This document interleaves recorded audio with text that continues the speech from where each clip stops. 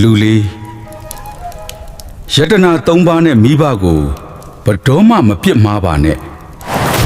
မောင်မင်းငါသမီးနဲ့မြေးကိုပြန်လို့ခြင်းရင်ရွှေတိကုံဘုရားတဲကယတနာတွေကိုခိုးပေးရမယ်ရွှေရောင်ဝင်းပါနေတဲ့ရွှေတကုံစီတော်မြက်ကြီးရဲ့မြေအောက်နှံ့နှံ့လူသူမနီးတဲ့ဌာပနာတိုက်ကြီးထဲမှာလွန်ခဲ့တဲ့နှစ်ပေါင်းများစွာကလေးကကြောက်ရွံ့ဖြစ်သွားခဲ့ရတဲ့လူတစ်ယောက်ရှိနေတယ်ဆိုတာသင်တို့ယုံကြည်နိုင်မလားသူဟာအချိန်ကခွန်အားမလားနဲ့ပြည့်စုံတဲ့လူစွမ်းကောင်းတစ်ယောက်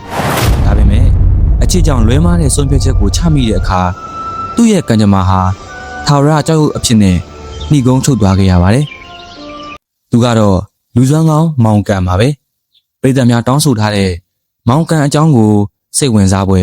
ဥဒ္ဒရဖြစ်ပွဲတင်ဆက်ပေးသွားပါတော့မယ်ခင်ဗျာကျွန်တော်နာမည်ကတော့မောင်ဖြိုးဖြစ်ပါတယ်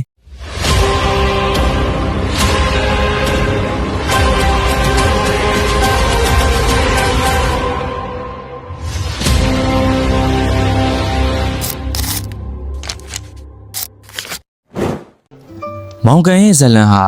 တစ်ခါကရွှေတကုံဖျားရင်ပြင်ပေါ်ကပန်းတယ်ဘဝနဲ့စတင်ခဲ့ပါတယ်သူဟာယူသားတယ်ကြိုးစားတယ်စိတ်ထားဖြူစင်သူတစ်ယောက်ပါဒါပေမဲ့တနေ့မှာတော့သူ့ရဲ့ယူသားမှုကိုသဘောကျသွားတဲ့ဘာရစ်တစ်ကြီးတစ်ပါးနဲ့ဆုံတွေ့ခဲ့ရကသူ့ဘဝဟာလုံးဝပြောင်းလဲသွားခဲ့ရပါတော့တယ်မောင်ကန်ကိုဘာရစ်တစ်ကြီးကဘူကြီးတကူနဲ့ခေါ်ဆောင်သွားပြီးသူ့ရဲ့စမ်းကြဲတဲ့တာဝန်တစ်ခုပေးခဲ့ပါတယ်အဲ့ဒါကတော့ဘာရစ်တစ်ကြီးဝိဇ္ဇာအတက်အတွက်စီးဝိုင်းထဲမှာဇံဝင်စားနေစဉ်အတွင်းအနောက်အရှက်တွေကိုကာကွယ်ပေးဖို့ပါပဲစေးလုံးနှလုံးနဲ့အင်းပြားတစ်ခုဒါတွေဟာ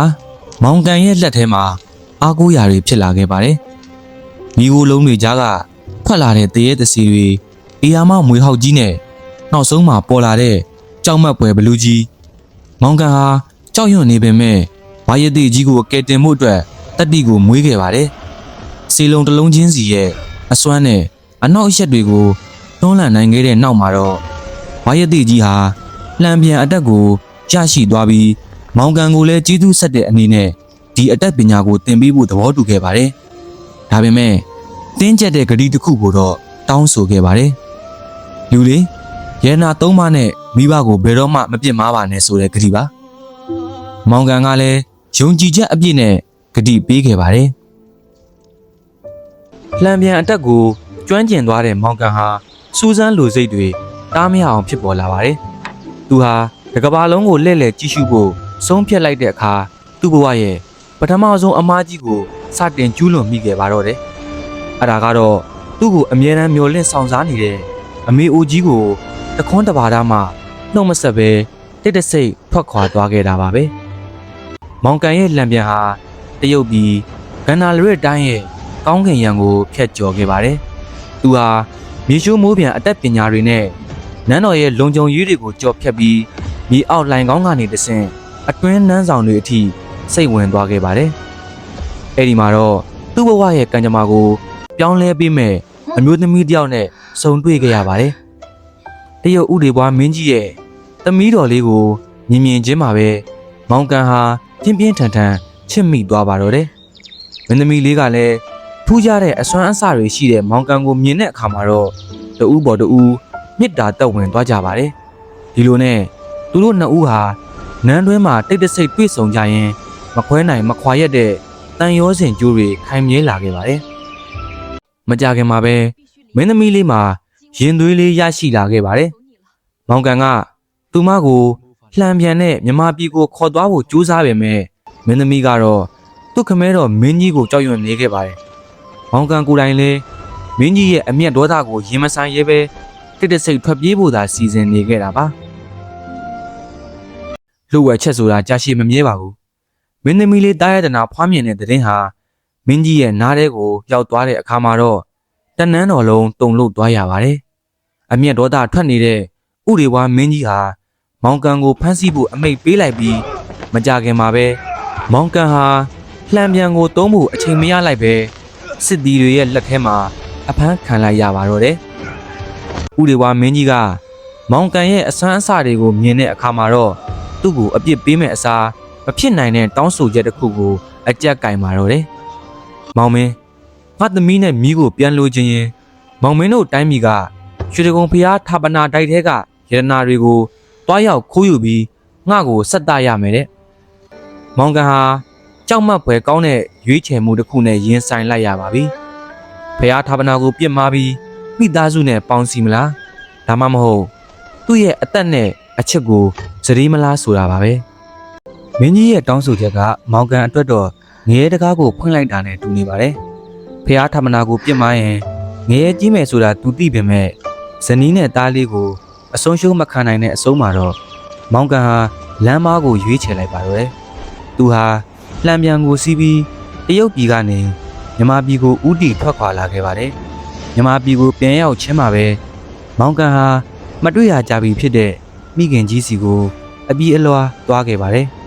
ဒါပေမဲ့သူတို့နေထိုင်ခဲ့တဲ့တဲအိုလေးကိုရောက်တဲ့အခါမှာတော့မြင်လိုက်ရတဲ့မြင်ကွင်းကသူ့ကိုရင်ပွဲမတက်ခံစားရစေပါတယ်မိခင်အိုကြီးဟာတားဖြစ်သူပြန်မလာတဲ့အတွက်လွမ်းနာကြပြီးတေဆုံးသွားတာကြာခဲ့ပါပြီငါကြောင့်အမေတရားပြီဆိုတဲ့နောင်တတွေကမောင်ကန်ရဲ့ရင်ကိုပူလောင်စေခဲ့ပေမဲ့ဒီနောင်တတွေကသူ့ကိုလမ်းမှန်ပေါ်ပြန်မတင်ပေးနိုင်ခဲ့ပါဘူးမိခင်ကိုဆုံးရှုံးလိုက်ရတဲ့ဝေဒနာကိုတရုတ်ပြည်မှာကြံ့ရစ်ခဲ့တဲ့ဇနီးနဲ့သားလေးရဲ့မျက်နှာနဲ့အစားထိုးဖို့သူကြိုးစားခဲ့ပါတယ်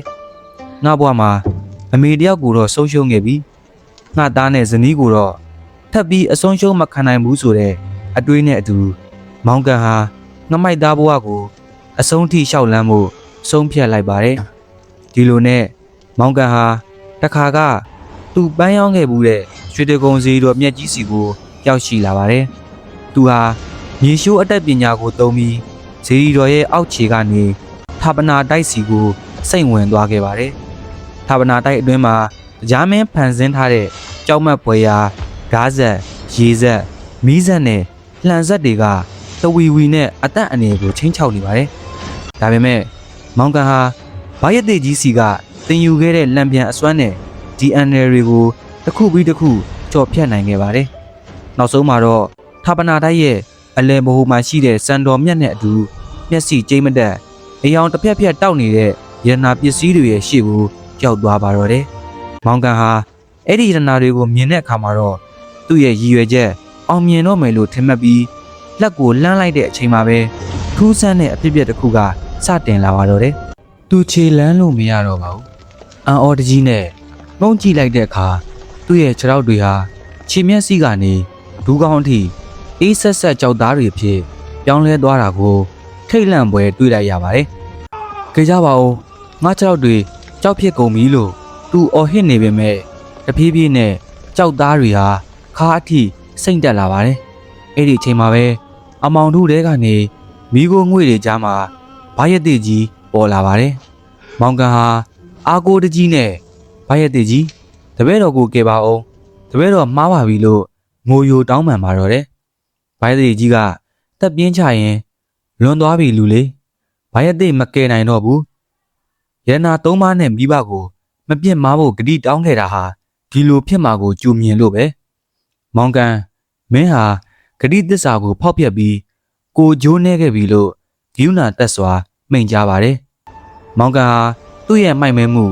အမေအိုအပေါ်ပြစ်ပယ်ခဲ့မှုနဲ့ဖျားဌာပနာကိုခိုးယူဖို့ကြံစီမှုတွေအတွက်ရင်ကွဲမတက်နောင်တရနေခဲ့ပါတော့တယ်နောက်ဆုံးထွက်သက်မှာဘာရက်တိကြီးကမောင်ကန်ကိုတရဏဂုံစောက်တည်စေပြီးဖျားရှင်ထံမှာအပြစ်တွေကိုဝင်ချတောင်းပန်ခိုင်းပါတယ်မောင်ကန်ဟာမျက်ရည်တွေကြားကနေ